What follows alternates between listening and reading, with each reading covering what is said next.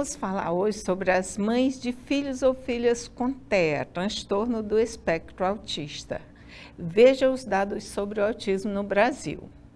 A OMS, Organização Mundial da Saúde, estima que existe pelo menos 2 milhões de crianças com espectro autista no Brasil. A psicóloga Tâmela Carneiro fala sobre o atendimento a crianças com TEA.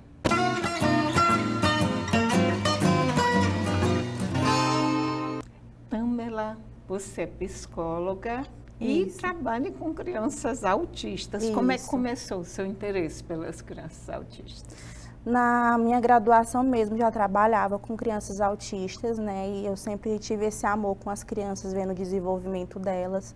Então, aí nasceu meu amor pelas crianças autistas, né? Vendo a evolução delas. E agora você está numa clínica que trabalha em rede. Isso. Como é que a criança chega lá na clínica? Como é feito esse trabalho? As crianças já vêm com um laudo de autismo, né, pra gente.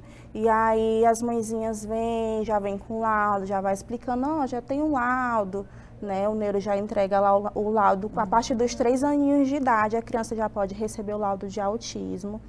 E aí a gente faz o nosso trabalho com elas. E esse trabalho como é que é? A gente trabalha usando técnicas, né, do método ABA, que são atividades lúdicas, pinturas, brincadeiras, porque existem vários níveis de autismo, né, e a gente usa as técnicas preparadas para cada grau de autismo.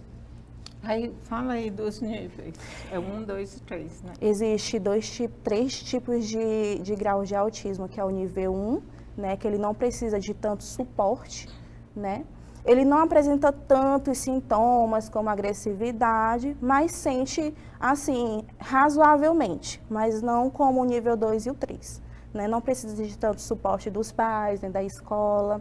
O nível 2 já é um nível que já precisa de suporte, né? Tem suas crises, as crianças têm suas estereotipias, né? Balançar com a mão, gritar, só que dá para contornar várias vezes, né, com as terapias, dá para controlar um pouco.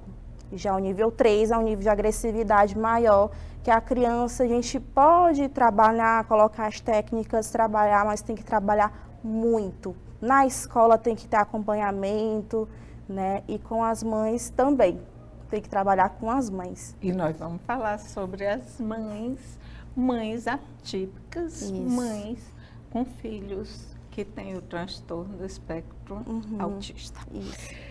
E aí, como é que elas chegam, quando vem, no início já, com a criança, como é que as mães chegam? Nível de estresse alto? Muito alto, muito cansadas, né? Elas precisam de um apoio familiar e muitas delas são sozinhas, não tem pai, não tem família, porque muitas delas são abandonadas, né? Quando recebe o laudo, muitas vezes o companheiro, ele não aceita, né, a mãe ter um filho autista, e abandonam, e geralmente essas mães já chegam bem sobrecarregadas, bem cansadas, nível de um pico de estresse muito alto, né? Então elas já chegam pedindo socorro, ou seja, na anamnese mesmo, né, no começo, na primeira sessão, a gente já faz aquele acolhimento com as mães, porque elas já chegam bem estressadas para a gente.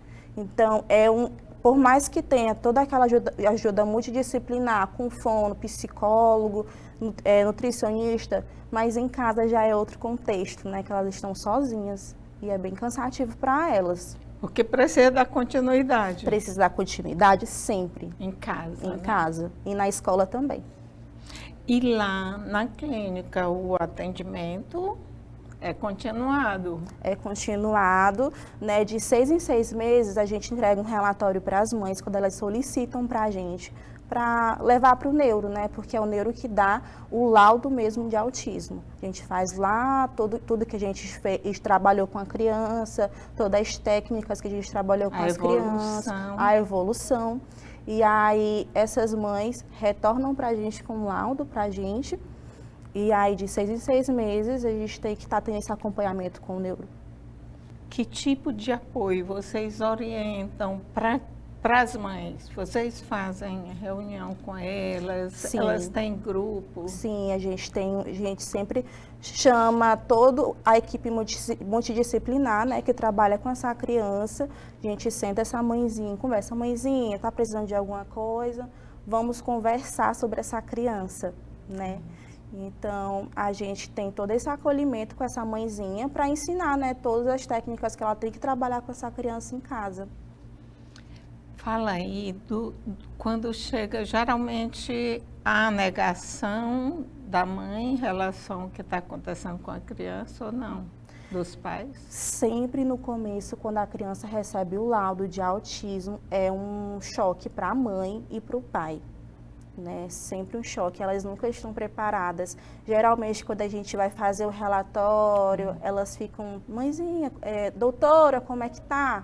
Né? Porque tem medo de receber esse laudo, mas elas sempre têm aquele choque. É sempre bom ter um psicólogo do lado para ter aquele acolhimento, para ajudar elas nesses momentos, porque é sempre um choque para elas. Mas elas chegam a aceitar mais rápido, né? Quem não aceita mais é o parceiro, é o companheiro. Tem uns que acolhem, que pegam essa luta junto com as mães, né? Mas é bem difícil. Fala um pouco da evolução das crianças, como é que acontece? A evolução dessas crianças acontecem gradualmente, aos poucos, geralmente tem as crianças não verbais, né, que geralmente é o nível 2 de suporte, o nível 3, gradualmente, aos pouquinhos, fala um não, um sim, um A, um B, aos pouquinhos. Brincar, geralmente sociavelmente, porque essas crianças que são nível 2 ou nível 3 de suporte, elas não gostam de ficar em sociedade, elas não gostam de socializar, elas gostam de ficar no cantinho, né? Então, essas crianças aceitarem brincar, né, com outras crianças, estar no meio das pessoas já é uma grande evolução e é aos pouquinhos que vai acontecendo isso. De tipo, pegar em coisinhas moles, em argila, em coisinhas moles, em barro, pisar no chão, na grama. A gente vai trabalhando aos pouquinhos com essas crianças para elas desenvolverem. E conseguem. Conseguem, né? Com a terapia conseguem. Por isso que eu acho muito importante os pais levarem suas crianças para as terapias, mesmo que não dá hoje, mas vai amanhã. Não deixe de levar suas crianças nas terapias, porque é muito importante. Dê um recado para mães que têm filhos ou filhas autistas. Quero dizer para vocês são fortes, vocês são guerreiras, vocês conseguem, né, acompanhar seus filhos, porque muitas vezes elas acham que não são capazes, não acham que está suficiente, e pode ter certeza, toda a força que você dá para os seus filhos, que você acompanha seus filhos, é o suficiente, sim, e eles conseguem, eles veem isso. Eles sentem. Sim, eles são bem inteligentes. O Instituto Baresi mostra que cerca de 78% dos pais abandonam as mães de crianças com deficiência. Os números são reveladores de uma sociedade que naturaliza o abandono do pai e aceita a maternidade solitária. Ela se preocupa com o bem-estar da criança, ou daquele filho ou daquela filha, e, ao mesmo tempo, ela quer ter um tempo para ela, e muitas vezes não tem. Então, o nível de estresse é alto sempre, né? É verdade. Eu digo que são 25 horas que a gente fica em alerta o tempo todo com eles, né?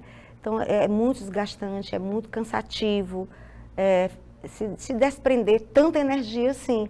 E realmente tem horas que a gente falta esse apoio, né? Então, assim, as pessoas poderiam, por exemplo, mais próximas, não custa nada dizer, olha, vai fazer isso, eu fico com teu filho, eu dou uma olhadinha. Então, o que a gente precisa? De um apoio maior, real, concreto, sabe? Para que as mães também possam ter um momento de tranquilidade, de paz, que não tem, sabe? Assim, é ligado 24 horas, é o tempo todo em alerta, correndo para o canto, correndo para o outro, e deixa de cuidar de si mesmo. Inclusive, a própria questão emocional abala demais. Tem mães com vários problemas de saúde por conta disso, né? Com várias dores físicas, dores emocionais, que são difíceis de gerir, né? De gerenciar, e difíceis também de encontrar o respaldo na saúde, com psicólogos, com psiquiatras. Então, Hoje mesmo eu conversei com uma mãe que ela estava muito abalada, né? Então são muitas mães, assim, eu acho que 90% das mães, elas precisam desse olhar mais com cuidado, sabe, para elas, para que elas tenham um tempo melhor para elas. Questões de saúde mesmo.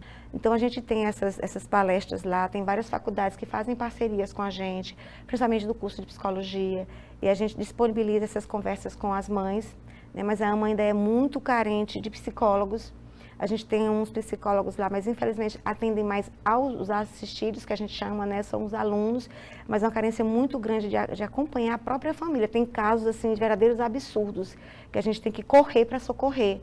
Sabe, absurdo mesmo, assim, de muita fragilidade emocional da mãe, e aí a gente tem que correr para dar esse suporte. E eu queria muito ver a comunidade, né, principalmente no setor da saúde, tanto do estado quanto do município, para dar um suporte maior a essas mães. Essas mães são muito vulneráveis, né, então estão muito fragilizadas emocionais mesmo, com sérios problemas psíquicos por conta disso. Dê um recado para as mães atípicas. Tá. Eu queria dizer a todos vocês que a luta é grande. Eu estou há 30 anos, vai fazer 31 anos, 3 décadas, buscando a melhor qualidade de vida para o meu filho. O meu filho é um autista de nível de suporte 3, tá? Que também é mais grave. Claro que ele não é agressivo, ele não tem esse comprometimento, mas assim, eu diria às mães para continuarem essa luta, lutar por seus filhos, mas nunca esquecer de vocês também. Né? Vocês, enquanto pessoas, como gente, como mulher, vocês precisam desse olhar. Eu sei que a gente pouco tempo tem, né? Mas é preciso, sim, a gente encontrar algum apoio, alguém que possa nos ajudar e procurar resgatar algo de bom que você fazia, sabe? Porque isso vai te trazer uma boa qualidade de saúde, de vida para você também. Resgata um pouco do que te faz bem, né? Para te fazer um pouco feliz, porque a jornada é imensa, é grande, o fim a gente não sabe. Então, é procurar fazer da melhor maneira esse caminho. É isso que eu digo. Muito obrigada, Soraya. Obrigada, Norma. Inspirar muito na minha liberdade, assim, de quanto mais à vontade, mais relaxado, mais tranquilo possível, melhor. Mas não vou mentir que tenho referências de divas maravilhosas para tentar compor um pouco a minha estética, o meu look, o meu layout, assim. E a principal delas é a Pagu, né? Ela tinha uma cabeleira maravilhosa, assim, ela andava com uns batons vermelhos escândalos, chocando toda a sociedade modernista, antropofágica, paulista da época. Ela era maravilhosa. Mas sim, né? Às vezes jornalismo é mais careta que direito, acredita? Você tem que ficar engomadinho, assim, no terno, gravata, bem apresentador de bancada, âncora. E aí é um pouco chato os padrões, muito rígidos, às vezes, do jornalismo. Mas também a gente vai encontrando umas brechas, cavando umas aberturas, buscando essas rupturas e vai rolando, vai rompendo com essas estruturas muito fechadas que existem. E o seu